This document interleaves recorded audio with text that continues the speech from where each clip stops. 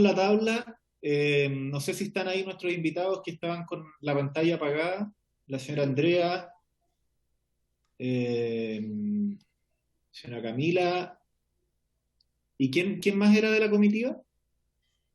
¿De la comisión? Eh, Gino, ¿Don Dino? Dino Dino Sepúlveda. Sepúlveda. Ya, don Dino está ahí, no sé si está presente, que está con su cámara apagada. Sí, estoy presente, señor presidente. Bien, muy buenos días a los tres. Eh, Bueno, nosotros hemos citado esta comisión en distintas ocasiones. En la comisión sale, por supuesto, el tema de la ley Ricarte Soto. Son muchas las personas que nos escriben directamente a la comisión por el alto costo de, sobre todo, los medicamentos y los tratamientos que tienen ciertas enfermedades.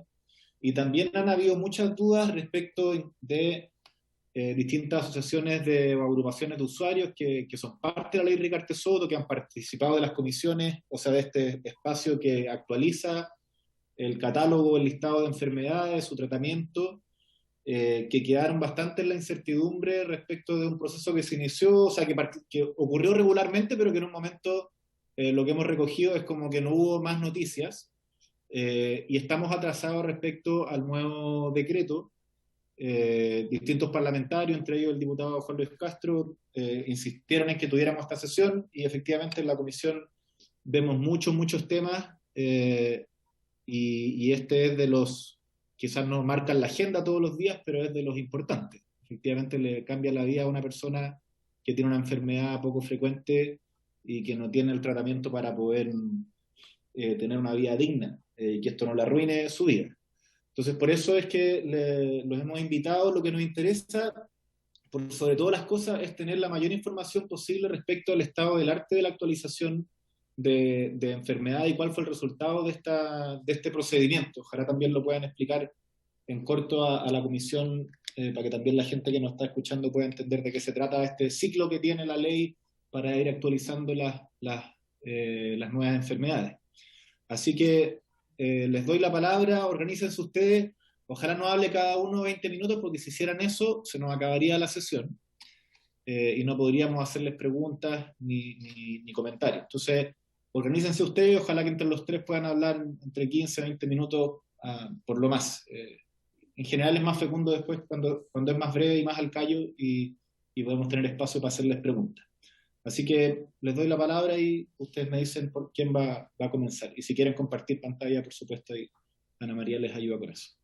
Señor presidente, yo preparé una breve Y eso, le pido a cada una presentación. que se presente, porque yo no tengo en la Ah, minuta, desde que se presente, diga como su rol en la comisión y para las formalidades y el registro. ok, mi Presidente, nombre, Don Juan Luis, disculpe, don Andrés. ¿Sí, Juan una Luis? precisión, como yo estaba impulsando un poquito este tema, Por supuesto. y después de Andrea pudiera hablar Camila Kinlan, que es la presidenta del Comité de Vigilancia, y después cierra don Dino Sepúlveda como orden, pues ya que él es el encargado general del Ministerio, Bueno, pues, como procedimiento. por supuesto, hagámoslo en ese orden entonces. Adelante, señor Andrés. muchas gracias. Mi nombre es Andrea Guerrero Ahumada, soy la jefa del Departamento de Coordinación de Garantías y Prestaciones en Salud, que agrupa dos oficinas que tienen que ver con las garantías explícitas en salud, el GES y la ley Ricarte Soto, y somos parte de la División de Planificación Sanitaria de la Subsecretaría de Salud Pública. Yo preparé una presentación muy breve, que es como para dar un poco de contexto, pero efectivamente la hice breve pensando en que me imagino que también quieren hacer preguntas. Voy a compartir pantalla.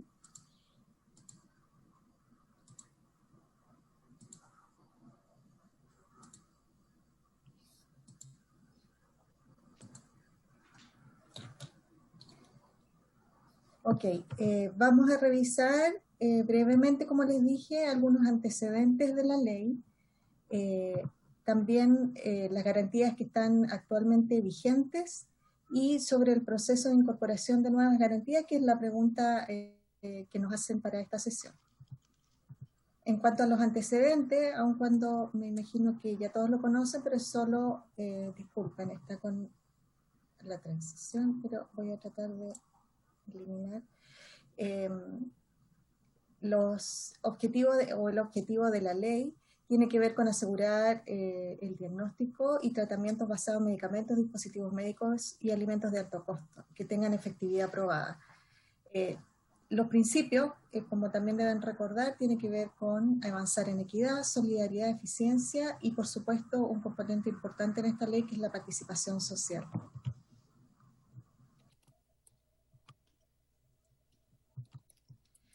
Las garantías cuentan con protección financiera, oportunidad y calidad, y esto es similar a lo que se trabajó o lo que se ha desarrollado a través de la ley de las garantías explícitas en salud, ¿no? Con estas 3 garantías, que tiene que ver con justamente que en este caso no existe copago, a diferencia de las garantías que existe un copago, pero sí está garantizado un monto de protección, la oportunidad, que es el plazo máximo en que deben entregarse las garantías, y la calidad, que tiene que ver con los protocolos que se diseñan, y ahí tiene una parte fundamental el departamento de TESA, que coordina o que dirige el doctor Dino Sepúlveda, y que tiene que ver también con que cuenta con una red aprobada de prestadores, y eso lo coordina redes asistenciales, la Subsecretaría de Redes Asistenciales y la División de Gestión de la Red.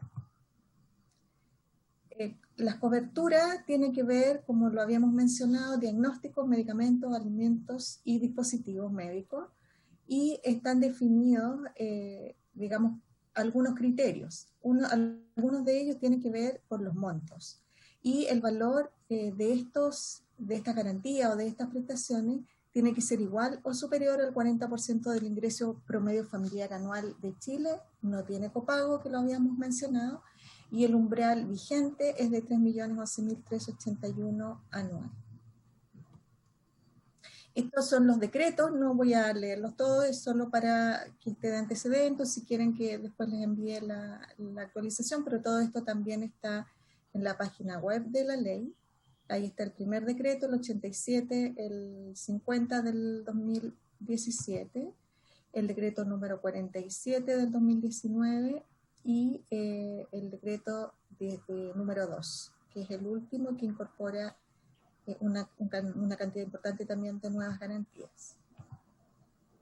Esto con respecto a las garantías vigentes, pero ya hablando más bien del número de beneficiarios y del perfil. Tenemos actualmente 15.481 beneficiarios activos, 8.466 inactivos, que tiene que ver con personas que ya terminaron su tratamiento, que decidieron no seguir o que fallecieron después de haber ingresado como beneficiario. El total es de 23.947, y como vemos en el gráfico de torta al lado derecho, el 76%, o sea, la mayor parte de estos beneficiarios pertenece a FONASA, el 22% a ISAPRE y un 2% a DIPRECA o CAPREDENA. Estos son los números en cuanto a los beneficiarios, el número acumulado hasta el 30 de abril del 2020, y están ahí marcados cuáles son los problemas de salud que concentran el mayor número, el mayor porcentaje de beneficiarios. Están en primer lugar la profilaxis de virus respiratorio sincicial, artritis reumatoide y cáncer de mama. Bueno, con respecto a la pregunta puntual que nos hacían, el proceso actualmente responde a un proceso que está determinado por ley y por los reglamentos.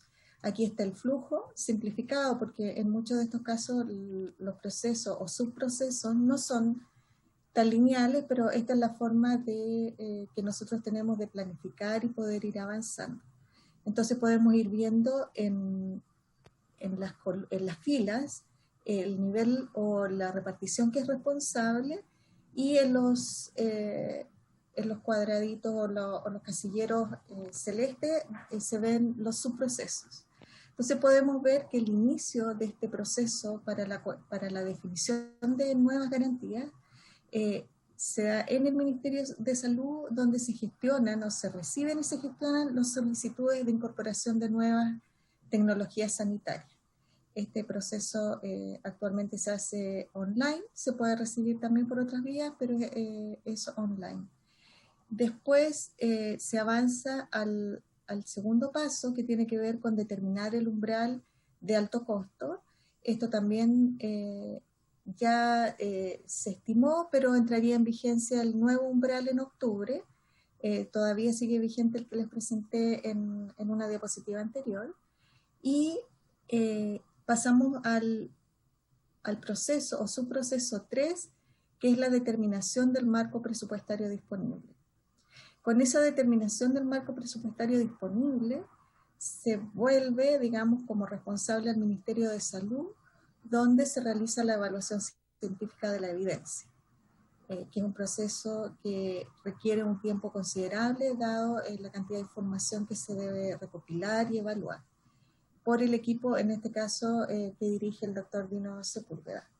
El subproceso que continúa es el proceso de recomendación priorizada, para lo cual, de acuerdo a la ley y reglamento, existe la comisión de recomendación priorizada, que también cuenta con la participación de representantes de las asociaciones de pacientes.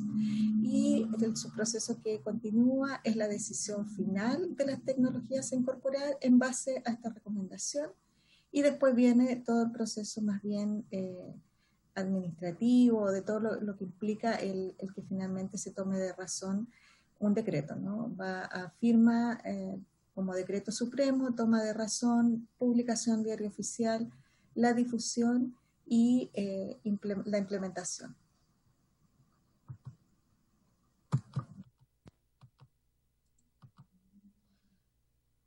Bueno, con respecto voy a retroceder. Le pido disculpas, pero no me está respondiendo muy bien esto, pero para explicar en qué etapa estamos hoy, nosotros habíamos marcado aquí con esta flecha que actualmente estamos en el proceso de evaluación científica de la evidencia, o iniciando este proceso, dado que hace poco tiempo, digamos, tengo la fecha prescrita, pero hace un par de meses recibimos la determinación del marco presupuestario disponible, que es lo que define el Ministerio de Hacienda a través de la Dirección de Presupuestos. ¿Qué pasa con el proceso actual? En estos momentos estamos en proceso de elaboración del nuevo decreto que tendría que entrar en vigencia en el 2022 para el periodo 2022-2025 de acuerdo a la ley, ya que desde el decreto anterior tiene una duración de 3 años y se debe dictar en conjunto con el decreto del GES. El proceso de elaboración de este decreto actualmente tiene un retraso de 14 meses. Aquí está la fecha que les mencionaba, con fecha 29 de abril del 2021, la Dirección de Presupuestos del Ministerio de Hacienda informó a través de ordinario oficialmente que el decreto en vigencia, para el decreto en vigencia no se cumpliría la sustentabilidad con la proyección que hace el Ministerio de Hacienda, dado que en una proyección a largo plazo las coberturas actuales solo cubriría hasta el 2028. Si bien esto da certeza de la cobertura de las garantías actuales, este resultado de este análisis que hizo la Dirección de Presupuestos implicaría que no hay holgura en el fondo para incorporar nuevas garantías en este decreto, solo considerando lo del fondo, sin considerar alguna otra fuente de inyección de recursos o de recursos adicionales. Son unas, digamos, fotos de los gráficos del informe que presentó DIPRES, el Ministerio de Hacienda, donde se muestra, ustedes pueden ver en el gráfico, a partir del 2028 que se empieza a generar, bueno, y también en los números, el 2027 ya se genera un resultado cercano a 0 y ya desde el 2028 se genera un resultado ya con números negativos, lo que implica, lo que decía antes, que ya no se cubre, digamos, con las garantías actuales para esa fecha. Y por lo tanto no existe holgura en estos momentos para incorporar nuevas garantías. También considerando que existe, digamos, este retraso de 14 meses y considerando que eventualmente existiría la posibilidad o la voluntad de inyectar recursos o reasignar recursos a la ley establece que si no se dicta un nuevo decreto cuando se cumple la vigencia del anterior, se entiende prorrogado por 3 años más. Esto no necesariamente implica que, por ejemplo, si no está el nuevo decreto del 2022, necesariamente se prorroga esos 3 años. O sea, efectivamente se puede dictar un decreto que podría ser después de cumplidos esos 3 años, pero antes de los 6 años. No sé si me explico. Por lo tanto, al aplicar este artículo 10 de la ley, se da el espacio para que, por un lado, podamos tener un decreto en las condiciones actuales, es decir, que no tenemos recursos adicionales, o sea que no hay holgura en el fondo y por lo tanto podemos hacer cambios, pero solo cambios que no tengan impacto presupuestario, o eventualmente si se generan recursos de aquí a, digamos, para los próximos meses, efectivamente contamos con la posibilidad de hacer un decreto que incorpore nuevas garantías, en la medida que se cuente con recursos adicionales. En el proceso actual, bueno, se han aplicado los criterios de admisibilidad que están definidos en el reglamento y que tiene que ver con lo que ya mencionábamos antes, que las garantías solo tienen que responder a diagnósticos, exámenes, y en el caso de tratamientos, medicamentos, elementos de uso médico o alimentos, tienen que contar con registro o autorización de alguna institución que lo determine en el Instituto de Salud Pública. No pueden ser evaluados aquellos tratamientos o medicamentos que presenten reacciones adversas serias. Y el costo que tiene que ver con lo mencionado antes, que debe ser igual o superior al umbral nacional, pero que a su vez no supere el 110% del fondo disponible. Esto buscando la sustentabilidad de las garantías que se dictan. También no pueden evaluarse, o al menos los que se evalúen tienen que haber iniciado un proceso de registro de autorización sanitaria.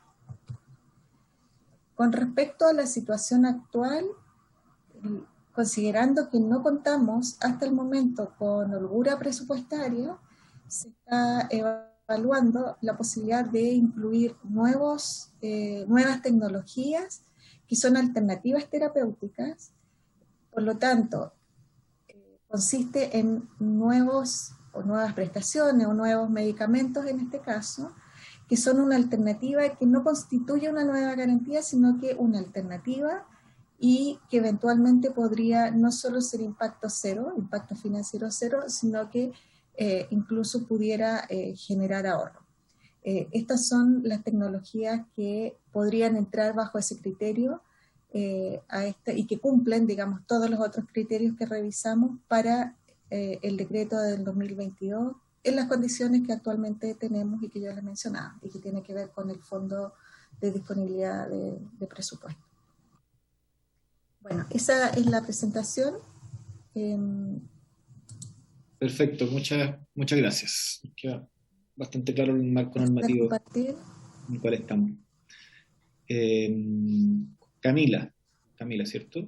Sí, muchas gracias. Señora Camila, tiene usted la palabra. Si quiere hacer presentación, nos avisa. Perfecto, sí, voy a compartirles mi pantalla. Muchas gracias por la invitación. También preparé una presentación muy breve de lo que nos interesa plantear. Bueno, yo soy Camila Quitland Lazo, soy químico farmacéutico, soy un máster en ciencias farmacéuticas, soy representante de GIST Chile en la Comisión Ciudadana de Vigilancia y Control, y también soy presidenta de esta comisión, bueno, y en el resto de la vida, jefa de evaluación de tecnologías sanitarias en la Fundación Arturo López Pérez. Un poco para contarles qué es, porque se ha hablado de la comisión, pero la comisión realmente, ¿qué es esta Comisión Ciudadana de Vigilancia y Control? La comisión en el fondo tiene el principal objetivo de monitorear el funcionamiento de este sistema de protección financiera. Por eso es que vamos revisando cómo se ha dado el proceso, cuáles son los posibles problemas, desafíos que se han generado, y ahí es donde hemos identificado que aquí hay un desafío que lo vamos a ver en las próximas láminas. ¿Quiénes integran esta comisión?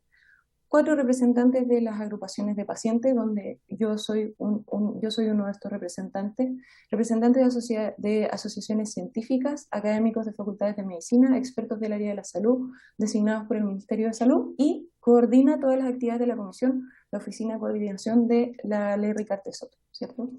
Entonces, en esta labor de monitoreo, ¿cierto?, hemos visto cómo desde la promulgación de la ley en el año 2000, bueno, después les voy a contar cuándo se constituyó realmente la comisión, pero ¿qué es lo que hemos visto de la ley Ricardo Soto en la comisión?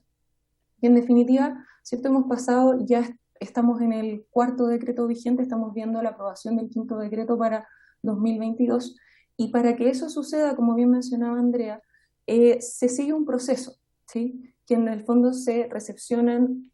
Hoy día la recepción de solicitudes tiene más de 110 páginas, es decir, hay muchas solicitudes de evaluación de nuevas tecnologías que entraron al proceso de evaluación del 5º decreto, ¿cierto? Y hoy día estamos en el proceso de evaluación científica de la evidencia de cara a los recursos disponibles que ha planteado la DIPRES, ¿sí? Entonces, ¿cuál es el problema que vemos aquí? En definitiva, ingresaron muchas solicitudes, porque ingresaron las solicitudes cuando no se tenía conocimiento del marco presupuestario de la ley, en definitiva, y hoy día hay un montón, y nosotros nos toca como representantes de la sociedad civil representar esa inquietud. Hoy día hay muchas personas que presentaron antecedentes, que presentaron su solicitud, que esperan con expectativa los resultados del 5º decreto de la ley Ricardo Soto, y lo que sabemos hoy día es que lo que plantea DIPRES es que no habrían recursos disponibles para incorporación de nuevas tecnologías.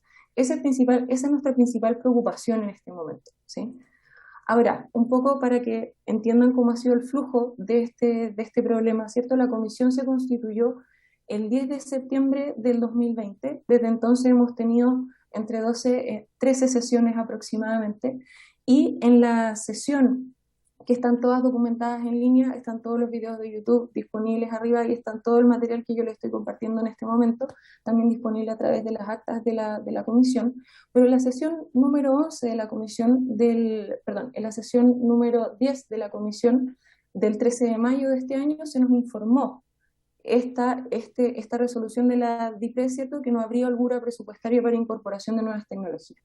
Al respecto, nosotros solicitamos la información, tal como acaba de relatar, que es un poco lo que ha relatado Andrea, de que no habrían recursos disponibles, una explicación al respecto a la DIPRES, ¿cierto? Luego, en la sesión número 12 del 17 de junio de este año, ya solicitamos al Ministro de Salud y de Hacienda que se hicieran presentes en la comisión, básicamente para explicar qué es lo que se va a hacer de cara a esto, porque, como les mencionaba, hay expectativas de toda una población que siguió el flujo del proceso, presentó las solicitudes, y lo que se van a encontrar al término del proceso es que no hay holgura presupuestaria para nuevas tecnologías. Por lo tanto, de cara a ese problema, nos interesan 2 cosas principalmente. Primero, que se informe formalmente que eso es así, porque hasta ahora había sido una comunicación más bien informal, ¿sí?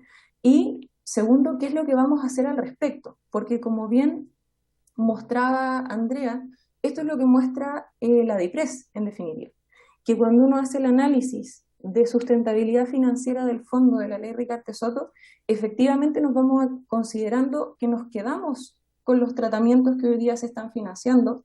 En 2027 los gastos superan los ingresos del fondo.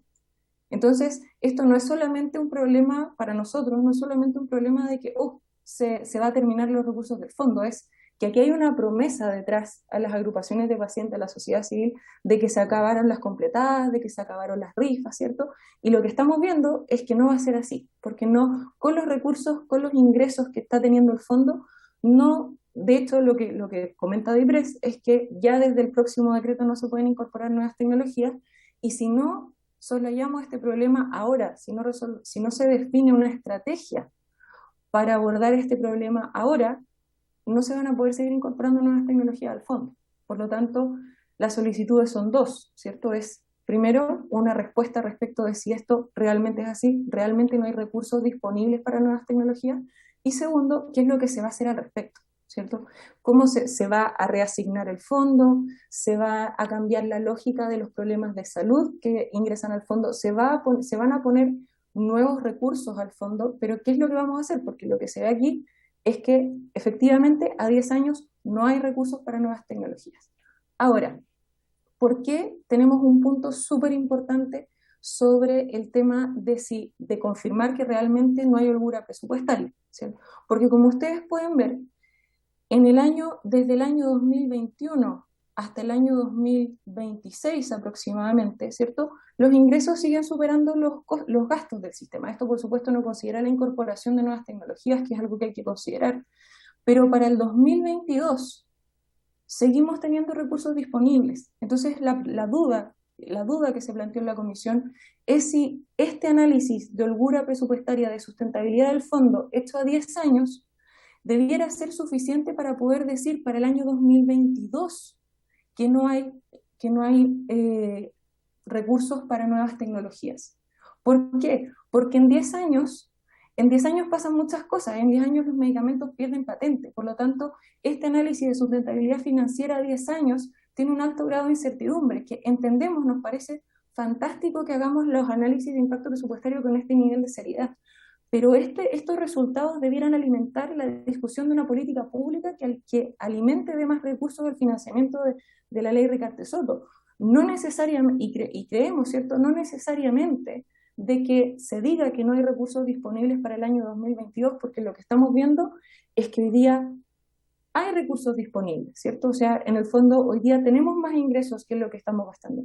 Va a haber un problema si seguimos ingresando diagnósticos y tratamientos de aquí al 2027 y probablemente el problema lo vamos a tener antes, ¿sí? Pero eso debiera ser un insumo para la política pública de financiamiento de tratamientos de alto costo. No tenemos claridad de que eso debiera ser un impedimento para que se incorporen nuevas tecnologías el próximo año. Por eso, y quiero relevar esto, las solicitudes de la sociedad civil particularmente, porque yo estoy aquí hablando, soy la presidenta de la comisión, pero represento a la sociedad civil en la Comisión Ciudadana de Vigilancia y Control, y aquí las dudas son dos.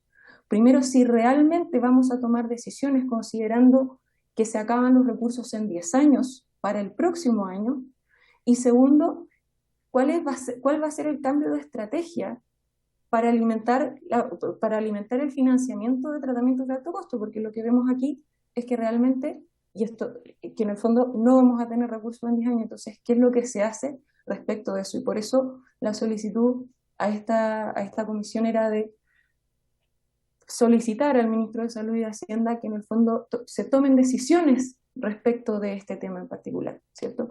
Porque finalmente recordemos que la promesa, el espíritu de la ley, era justamente esto que señalaba la expresidenta Bachelet en su momento. En el fondo, no queremos que los enfermos se vean obligados a marchar, que es algo que va a pasar en este escenario, para que se asegure su derecho a la salud, ni que la solidaridad de los amigos, es decir, evitar las rifas, evitar las completadas en este grupo de pacientes que necesitan sus tratamientos para que puedan realmente acceder. Así que, bueno, eso era un poco lo que les queríamos comentar. Traté de hacerlo lo más completo posible, así que muchas gracias. Muchas gracias a usted, Camila. Nos queda más clara aún la problemática, y por último, a ver si nos ayuda a resolver alguna de estas dudas, le damos la palabra a don Dino, que está por ahí conectado, ¿no? Muchas gracias, señor presidente. Sí, súper. Por su intermedio, sí, efectivamente, informar a la comisión que en realidad si se puede presentar al comienzo formalmente su cargo institucional. Sí, mi nombre es Dino Sepúlveda, yo soy de profesión médico cirujano, soy jefe del Departamento de la Zona de Tecnología Sanitaria y Salud Basada en Evidencia del Ministerio de Salud desde el año 2017 y he estado desde el segundo decreto de la ley Ricardo Soto trabajando para la definición de las garantías y su seguimiento. En relación con lo consultado, en realidad lo que presentó la doctora Andrea Guerrero es básicamente lo que quería presentar el Ministerio de Salud, solo como comentario o complemento en realidad, es que efectivamente el listado de intervenciones que presentó la doctora Guerrero, que van a ser evaluadas para una potencial inclusión, siempre que tengan una disponibilidad presupuestaria, o sea, que no aumenten el gasto en el fondo, y que en la eventualidad de que exista un aumento en el presupuesto disponible por cualquier razón, en fin, la que se estime conveniente en su momento, nosotros podemos continuar con el proceso de evaluación para nuevas intervenciones. Pero hasta el momento, según los aspectos normativos que nos da la ley y el reglamento, son esos los que podemos continuar con evaluando.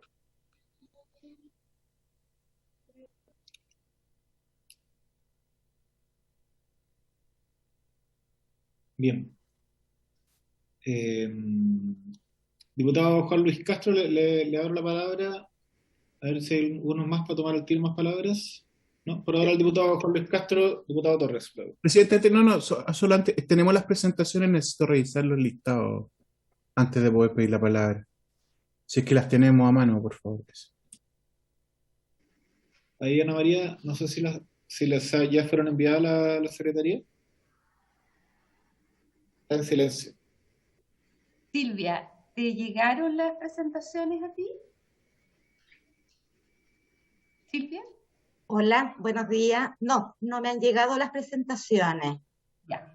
Si las personas, si la señora las dos personas que hicieron presentación pueden mandar a saludcam@congreso.cl en este momento las presentaciones, Silvia se las manda a todos los diputados.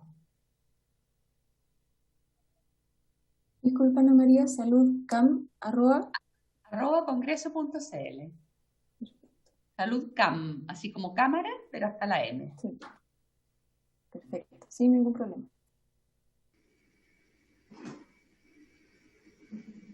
Bien, ahora sí, diputado Torres.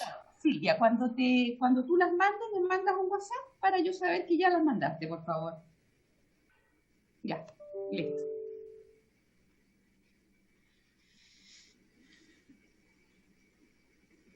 Castro tenía la palabra antes, presidente. Gracias, presidente. Bueno, han sido bastante claras y precisas las presentaciones y además coincidentes de algún modo en el origen del problema que tenemos, presidente, porque aquí tenemos un problema bastante grave, si queremos ya sintetizarlo al escenario de hoy. ¿En qué sentido?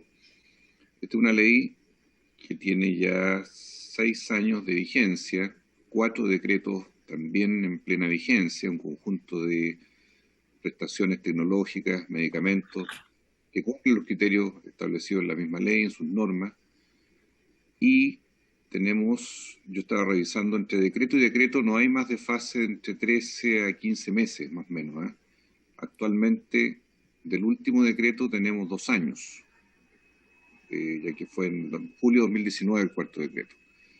Ya veníamos conversando desde fines del año pasado con nerviosismo qué estaba sucediendo. Y quiero agregar un aspecto de recordatorio que creo que es clave en esto, porque cuando se discutió el presupuesto del Ministerio de Salud, incluida esta ley, en noviembre pasado en el Congreso, jamás ninguna autoridad del Ministerio de Salud ni de Hacienda señalaron que vendría una parálisis de la cobertura de Ricarte Soto, que es lo que aquí estamos observando, de aquí hasta por 10 años. Jamás nadie, presidente, advirtió o señaló que al colocar el financiamiento que el Congreso le dio al Ministerio de Salud, incluidas las partidas y las glosas de la ley Ricarte Soto, se dijo que esto significaba que se suspendía la progresión incremental de nuevas patologías, medicamentos o procedimientos para la ley Ricarte Soto por 10 años. Estamos hablando no del siglo pasado, estamos hablando hace 8 meses cuando se discutió la ley de presupuesto, cuando ya veníamos con una demora ya de varios meses con este 5º decreto que sigue en suspenso. Y por lo tanto a mí me surge una duda bastante razonable, y creo que a todos. Aquí o alguien no nos dijo la verdad, o alguien cambió después el escenario de redistribución presupuestaria sin que sepamos, que está provocando que hoy día la Comisión de Vigilancia, el Ministerio de Salud, esté atado de manos porque les dicen algo bien curioso.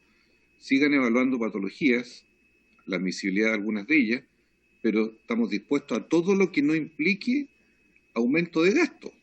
Miren lo que estamos hablando. O sea, hagan ejercicios intelectuales y teóricos, porque nosotros no tenemos cómo solo darle cobertura a lo que ya existe por un cierto periodo de tiempo y punto. Y no tenemos nada nuevo que poder aceptar ni agregar por todos los tiempos que vienen por delante. Esta es casi la caída de la ley Ricardo Soto, presidente. Es como, sin decirlo, cortarle el gas y el agua y decirle, mire, ya aquí no, ¿qué sentido tiene esto? Porque ustedes sigan trabajando, pero ya no hay más. No hay más recursos ni ahora ni para más adelante. Y esto compromete el nuevo gobierno. Además, no es solo una definición para lo que queda del actual gobierno, porque según lo que nos indican los expertos acá, trasciende eso.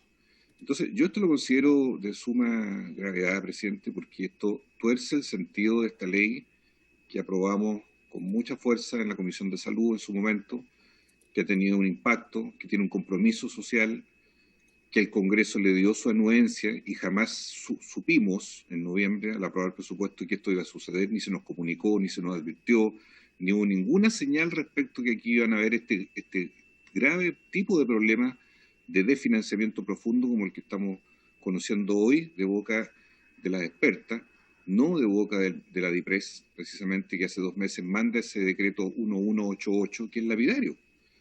Entonces, yo creo que hemos llegado al fondo de entender por qué todos estos meses, sin saber hasta ahora una respuesta, el origen del problema es simplemente esto: ya no hay dinero para la Ricardo Soto, solo a duras penas para mantener lo que existe, y olvidémonos de nuevas patologías.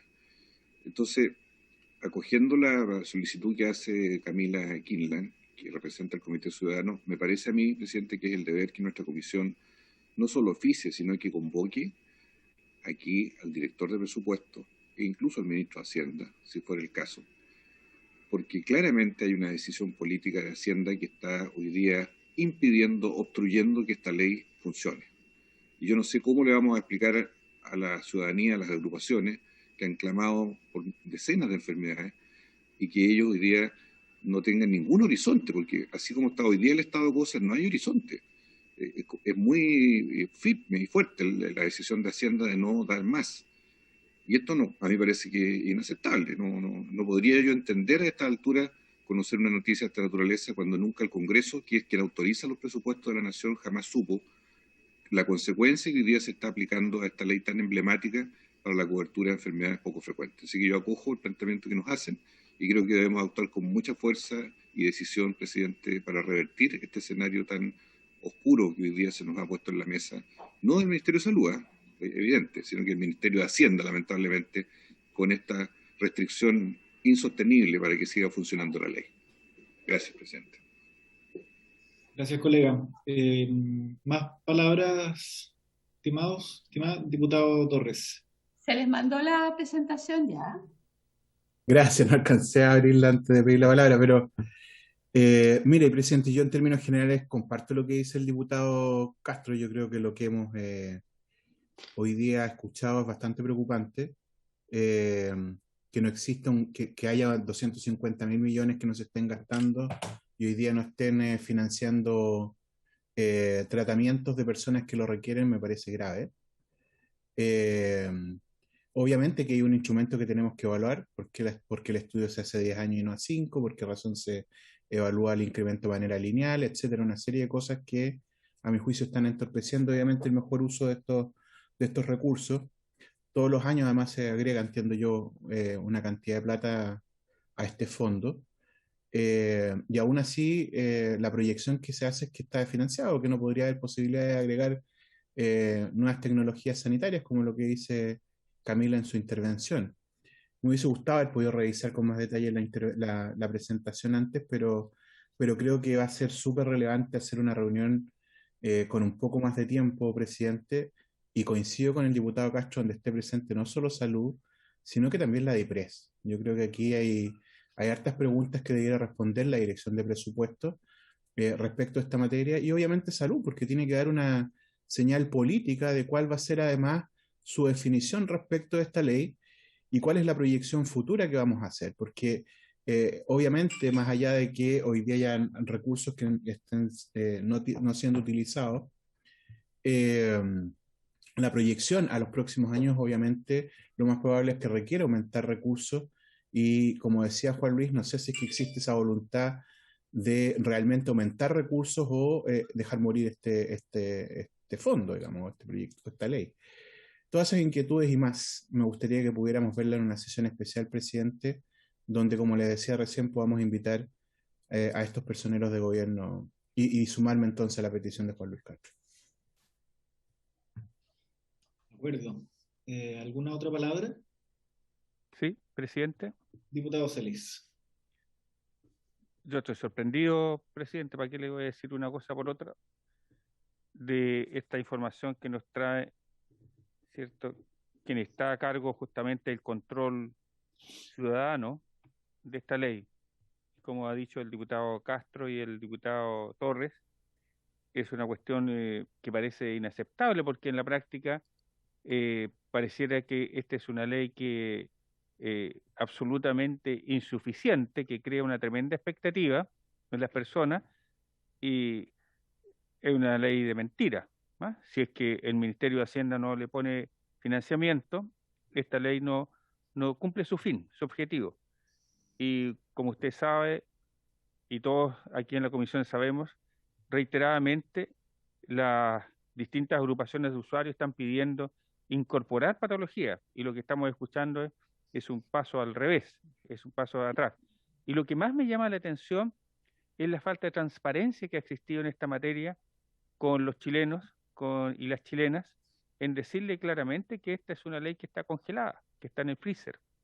Es una cuestión demasiado preocupante, porque hay muchas patologías que no tienen financiamiento, aún con la ley GES, quedan fuera de esto, y la gente tiene expectativa y nadie tenía idea. Yo por lo menos me estoy enterando, y así como creo que muchos de nosotros, de esta situación realmente complicada y grave. Gracias, presidente.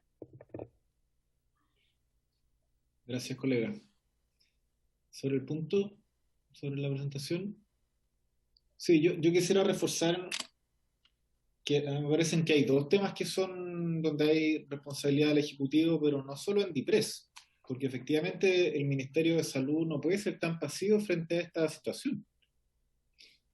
Esto es una historia larga, efectivamente los ministerios sectoriales siempre están a merced de DIPRES, un problema que esperemos se pueda resolver con una nueva constitución en parte, porque es como una cosa media ya endémica de nuestra organización institucional, pero sí uno espera que los ministros sectoriales defiendan las políticas que se han aprobado en función de demandas ciudadanas tan sentidas como esta ley, aprobadas en el Congreso y que además están financiadas. Entonces, en primer lugar, yo creo que hay un tema, como decía el diputado Celis, de transparencia. Ha sido muy opaca, creo, la información, lo que da cuenta de que no hay un retorno. O sea, los espacios de participación, si no tienen retorno, y básicamente cuando se le corta el agua al financiamiento, como que queda colgado el teléfono y no te contestan más, se genera un daño peor, o sea, mejor que no existan espacios de participación. Se genera un daño, se lesionan las confianzas. Pero por otro lado, lo que pareciera ser es que hay financiamiento, pero que se está definiendo no utilizarlo. Entonces, yo lo que sugeriría, colegas, es que previo a tener una audiencia con la DIPRES, tengamos una reunión con ellos.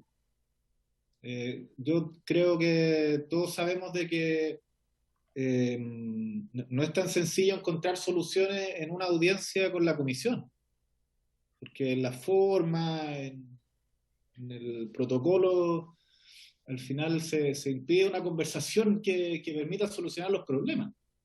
Entonces, yo lo que les sugeriría es que mandatemos al diputado Juan Luis Castro. Yo, por supuesto, también puedo participar como presidente de la comisión, pero que lo hagamos en nombre de la comisión, solicitarle una reunión al director de la DIPRES, y ojalá, habiendo solucionado el punto, lo invitamos para que también quede a la luz de los medios, o sea, de la opinión pública, de la transparencia que caracteriza al Congreso, que tiene televisada todas sus sesiones, de qué es lo que pasó.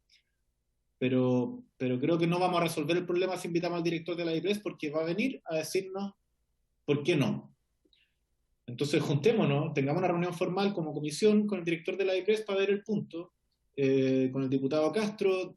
Diputado, si usted lo tiene bien, podemos hacer las gestiones más formales para que esa reunión sea lo antes posible, y tenerla ahí los colegas y avisar en la comisión, mira, la reunión va a ser este día, y que los colegas que puedan conectarse, que puedan asistir, que sea prioritario para sus agendas, que estén presentes. ¿Les parece hacerlo de ese modo? Sí, yo acepto ayudar en esto, presidente, y le pediría que la diputada Sandón, que estoy viendo que está aquí presente en este minuto como diputada de gobierno del oficialismo, y usted pudiéramos gestionar esto, y de modo tal de hacer como una avanzada, por decirlo así, para que tengamos una buena reunión cuando corresponda lo antes posible. Y entiendo yo que la misión sería una reunión anticipatoria, una especie de reunión privada, ¿verdad?, en la cual puede estar a lo menos usted, la diputada Sandón y yo, el diputado Torres, si desea también, por supuesto, pero explorar un ambiente que arribe a una reunión formal de la Comisión de Salud donde haya respuestas al caso, al problema, no un nuevo diagnóstico al problema. Si es que entiendo bien, sería esa la misión. Exacto, o sea, no quedarnos con la formalidad de que la comisión le hace un check a la lista de haber convocado a la DIPRES para que venga a decir todo lo que no se puede hacer, sino que tengamos una reunión en donde exploremos con un poco más de... Creo que podemos tener mejores resultados de esa manera. Entonces hagámoslo así, lo que no significa que en la opacidad sea una reunión privada, una reunión secreta. Vamos a tener una reunión en nombre de la comisión con la DIPRES, y luego se dará cuenta, y ojalá que también pueda ser el momento de dar cuenta con la DIPRES en que demos una buena noticia, decir esto lo resolvimos de algún modo, en la ley de presupuesto el próximo año va a estar contemplado nuevamente y no vamos a secar un programa y una ley que es relevante para tantas personas. Hagámoslo de ese modo. Bien. Yo quedo a cargo de solicitar formalmente la reunión, Juan Luis, Jimena, y quienes más quieran sumarse, les informamos. Bien. Luego la señora Andrea estaba pidiendo también la palabra. Muchas gracias, presidente. Yo solo quería mencionar que nosotros, cuando obtuvimos la respuesta de DIPRES, se le informó a la comisión, y Camila, que estaba en esa sesión, se les informó inmediatamente en la sesión siguiente, después que nosotros recibimos esa información. Las sesiones de la Comisión de Vigilancia, que es una instancia de participación ciudadana, son grabadas y son publicadas en la página web. Y en general nosotros toda la información de los procesos se va publicando en la página web. Solo quería mencionarlo en términos de la transparencia. Bien. Bien, colega, entonces, habiendo tomado ese acuerdo, yo voy a hacer las gestiones. Espero que de aquí a mañana pueda informarle Juan Luis, Jimena, para programarnos y tener esa reunión a la brevedad posible, y también informarle a nuestros invitados de esas gestiones. Bien, perfecto, entonces que tengan un muy buen día, nos vemos el día de mañana y se levanta la sesión.